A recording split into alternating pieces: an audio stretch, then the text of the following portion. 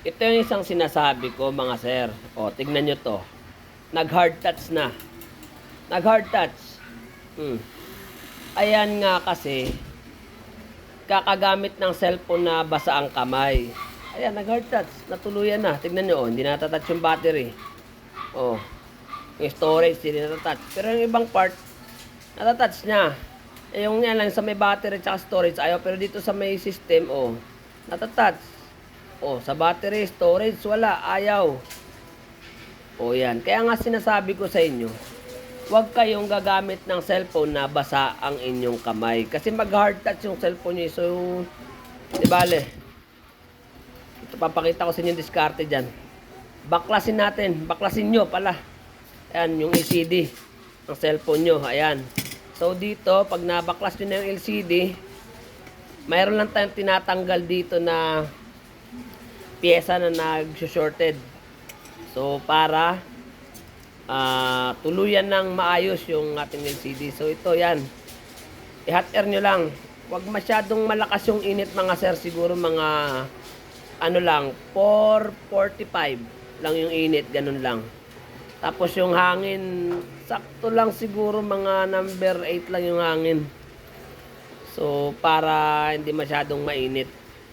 So, ayan. Ganyan lang ang ayun, nakikita nyo ba yun mga sir? Yung kulay itim. Yan. Diyan yan nag-shorted. Yung pyesa na yan. Ayan, dyan. Yan. Yan ang tatanggalin natin dyan. Dahil nag-shorted na yan, kakagamit nyo ng cellphone na basa ang kamay. So, ayun. Madali naman tanggalin. Kita mo? Tumalsik na lang ng kusa. Basta, ganun ang set nyo ng hot air. Ganun ang timpla nyo.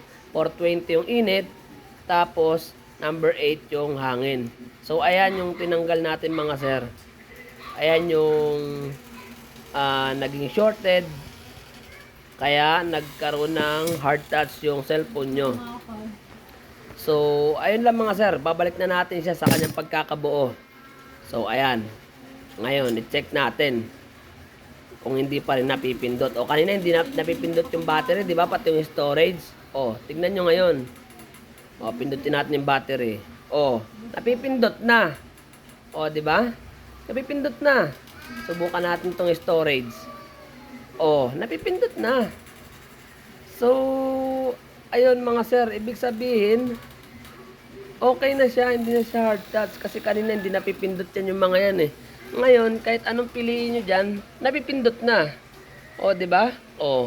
Kahit saan. Kahit saan ang pindutin nyo dyan. Napipindot na siya, hindi kagaya kanina.